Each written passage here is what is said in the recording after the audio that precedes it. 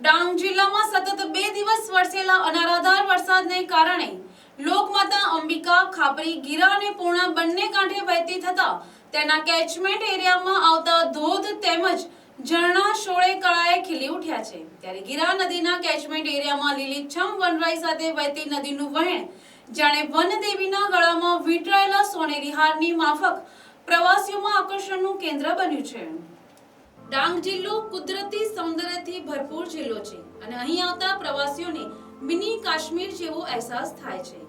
તો ચોમાસામાં તો અહીંના વાતાવરણમાં 4 ચાંદ લાગી જતા હોય છે અને અનેક નાના મોટા ઝરણા પણ ચોમાસામાં સક્રિય થતા હોય છે। ત્યારે ગીરા નદીના કેચમેન્ટ એરિયામાં લીલીછમ વનરાઈ સાથે વહેતી નદીનું વહેણ જાણે વનદેવીના ગળામાં વીંટળાયેલ સોનેરી હારની માફક પ્રવાસીઓમાં આકર્ષણનું કેન્દ્ર બન્યું છે। ગુજરાતના સૌથી ઊંચાઈ પરથી પડતો ગિરમાળ ધોધ પહેલા આવતો યુટર્ન પોઈન્ટનો નયનરમ્ય નજારો પ્રકૃતિ પ્રેમી પ્રવાસીઓને મંત્રમુગ્ધ બનાવી રહ્યો છે।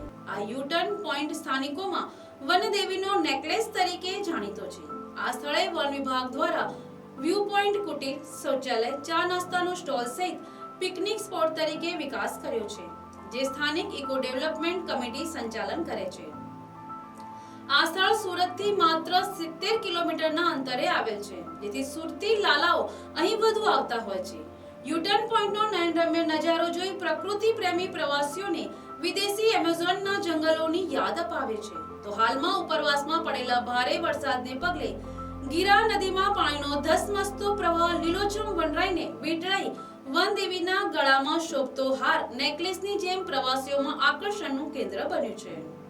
મારા મિત્રોને મેં ઘણી વખત વર્ણન કરેલું કે અહીંયા ડાંગ જિલ્લામાં બહુ કુદરતી નજારા જોવા મળે છે, બહુ ખૂબસૂરતી છે।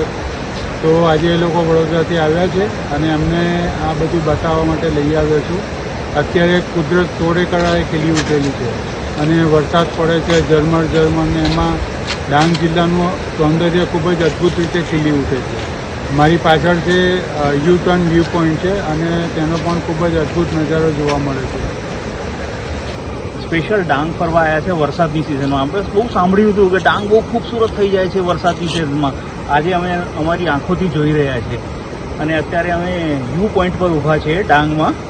અદ્ભુત નજારો છે અને જે પાછળ તમે જોઈ રહ્યા છો આખું આ એમેઝોનનું જંગલ જેવું લાગી રહ્યું છે અને શબ્દોમાં વર્ણન ના થાય એવું દ્રશ્ય છે। ડાંગથી વિનોદ ગાવિતનો અહેવાલ।